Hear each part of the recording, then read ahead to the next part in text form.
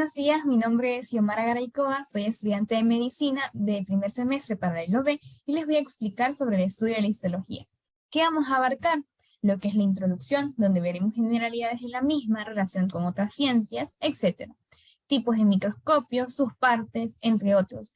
Clasificación de las tinciones, es decir, de los colorantes a utilizar y finalmente, lo que más nos importa, la preparación del tejido o de la muestra. Entonces, ¿qué vamos a tener en las generalidades? Pues, ¿qué es la histología? Histología proviene del griego histos, que significa tejido, y logía, que significa ciencia o estudio.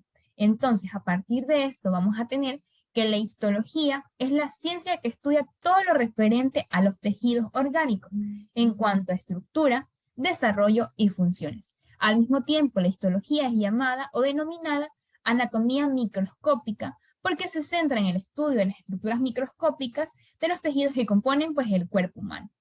Al ser una ciencia, esta de aquí va a estar en relación con muchas otras ciencias, pero las tres fundamentales van a ser la embriología, la inmunología y la genética.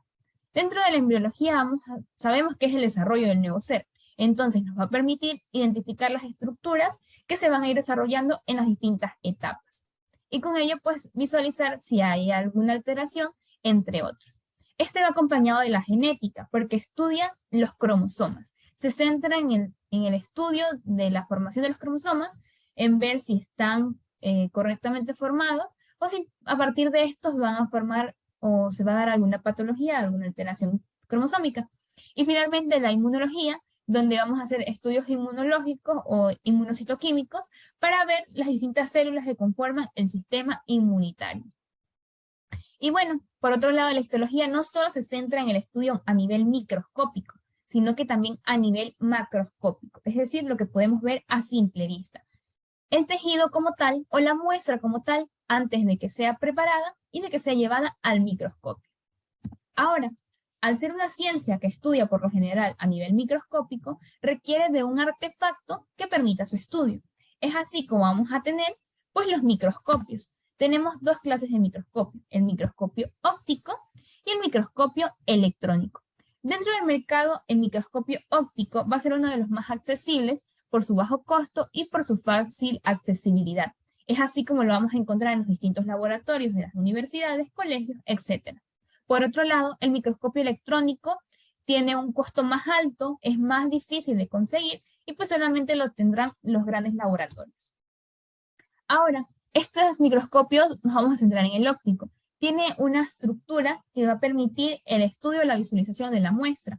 Las partes del microscopio van a estar divididas en dos, en una parte mecánica y en una parte óptica. La parte mecánica como tal va a ser la que nos va a permitir colocar la muestra o centrar la muestra, mientras que la parte óptica nos va a permitir visualizar todas las estructuras que queramos analizar.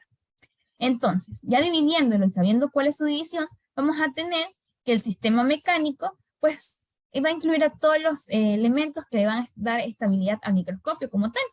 Vamos a tener lo que es la base o pie, la cual permite que la pieza se encuentre fijada a una parte inferior o a una superficie plana y que pues este no se mueva. Este de aquí le va a dar soporte a todo lo que es la estructura del microscopio.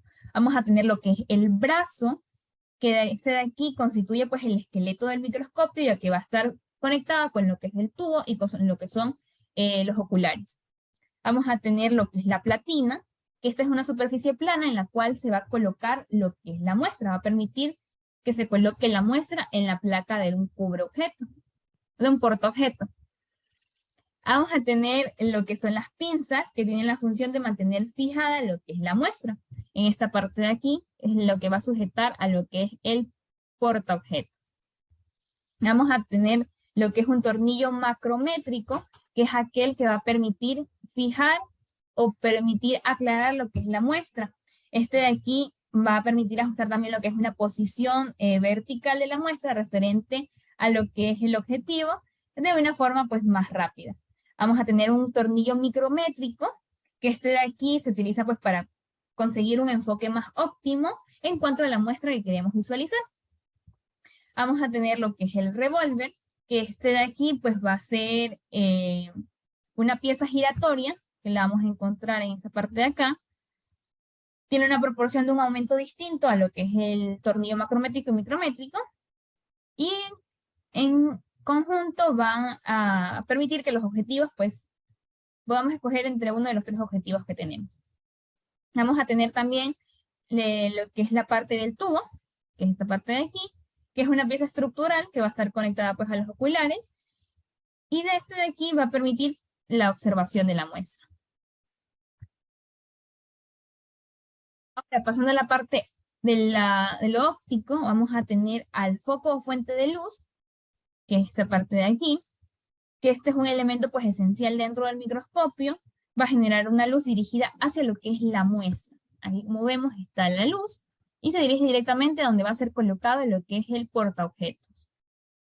Vamos a tener un condensador, que es el elemento encargado de concentrar como tal todos los rayos de luz provenientes del foco de luz. Vamos a tener lo que es el diafragma, que este de aquí es una pieza que permite regular pues, la cantidad de luz. En conjunto con el condensador van a estar con lo que es la luz que sale de aquí. Vamos a tener a los objetivos, que son el conjunto de lentes, los cuales se van a encontrar más cerca a lo que es la muestra. Vamos a tener de distintos tamaños, los cuales van a permitir alejar o aumentar la visión al momento de querer observar o analizar una muestra.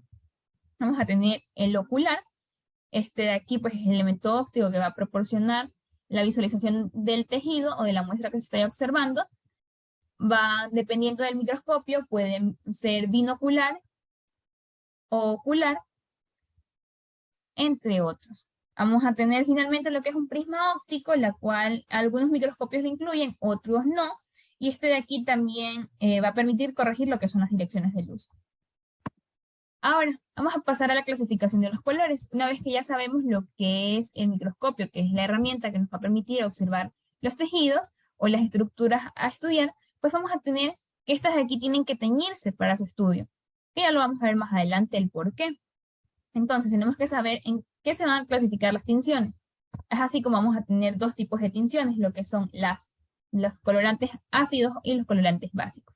Los colorantes básicos, dentro de su parte coloreada, van a reaccionar netamente a cargas positivas. En este de aquí vamos a tener que su formulación va a ser anilina más cloro, y aquellos que reaccionen más a esta parte básica y a los aniones básicos, pues van a denominarse basofilias, porque tienen más reacción en cuanto a sustancias básicas. Por otro lado, vamos a encontrar a lo que es los colorantes. Tenemos el verde de metilo, que va a teñir de color verde, al azul de metileno de color azul, a la pironina G de color rojo, y lo que es el azul de toluina, color azul. Y aquí vamos a encontrar a hematoxilina, que ya les voy a decir qué es. Ahora, tenemos a los colorantes ácidos. Estos de aquí en su parte de coloración van a reaccionar netamente a cargas negativas, y su formulación va a ser sodio más anilina. Aquí en estos de aquí, aquellos que reaccionen más a las partes ácidas van a ser denominadas acidofilias. Vamos a tener lo que es la fucina ácida de color rojo, al azul de anilina de color rojo, a eosina de color rojo y naranja G de color naranja. Ahora, hemos visto algunas series de colorantes, pero dentro de la histología y de los cortes histológicos o de la histocitoquímica, etcétera, pues vamos a ver que hay un colorante universal y es HIE, es decir, hematoxilina y eosina. Hematoxilina considerada dentro del grupo de los básicos y eosina considerado dentro del grupo de los ácidos. Esta es una muestra de un corte histológico teñido con eosina. Ahora vamos a pasar a la parte que más nos importa. Ya hemos conocido dónde se va a colocar la muestra, con qué se va a teñir la muestra. Entonces vamos a saber o tener en consideración cómo vamos a preparar la muestra de tejido. Y es aquí donde vamos a evaluar tres pasos fundamentales, lo que es la fijación, la inclusión y la tinción. Cada uno les he colocado una palabra clave que va a ayudar para el aprendizaje de cada una de estas. Entonces vamos a tener que la fijación va a ser cuando se fija la muestra. ¿Y por qué vamos a fijar la muestra? Este de aquí nos va a ayudar a abolir lo que es el metabolismo celular, va a impedir que haya una degradación enzimática, va a evitar o va a destruir lo que es la presencia de organismos como virus y bacterias, y va a permitir que la muestra se ponga dura para su posterior corte. Ahora, Al hablar de fijación, requerimos de un fijador. Es por ello que el fijador universal es la formalina. Este de aquí es una sustancia acuosa formada de formaldehído. Entonces, cuando hablamos de fijación, vamos a conectarlo con la formalina, que es el fijador universal. Ahora, pasando al paso 2, la inclusión. Este de aquí va a ser incluir la muestra con parafina para su corte. Sin embargo, antes de incluirla, vamos a requerir de una serie de pasos porque requerimos una muestra que esté accesible para ser observada. Entonces, antes de la inclusión con parafina, vamos a tener que se lava, se deshidrata, se coloca alcohol para llegar a un 100% y finalmente se coloca la parafina.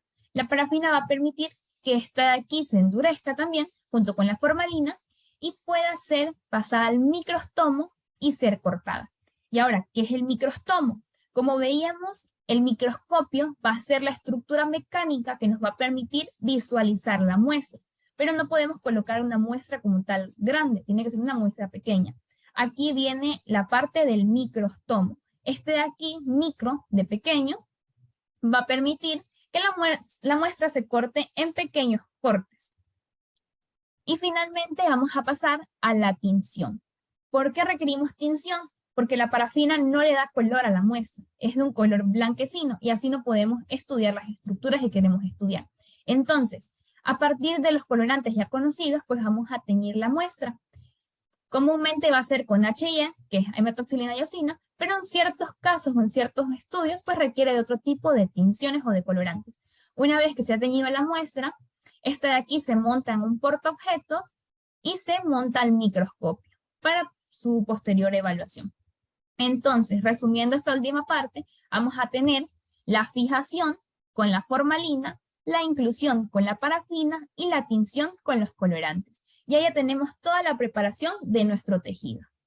Esto ha sido todo por ahora. Posterior a esto tenemos que saber que pues las tinciones no todas van a colorear o a teñir lo que queremos ver. Hay tinciones o colorantes que no nos van a servir para ver estructuras lipídicas, solamente proteicas, y que aquí vamos a requerir otra serie de tinciones para su posterior estudio, pero esto ya lo veremos en una próxima clase. Toda la información ha sido sacada del libro del Ross, de la 7ª y 8ª edición. Muchas gracias.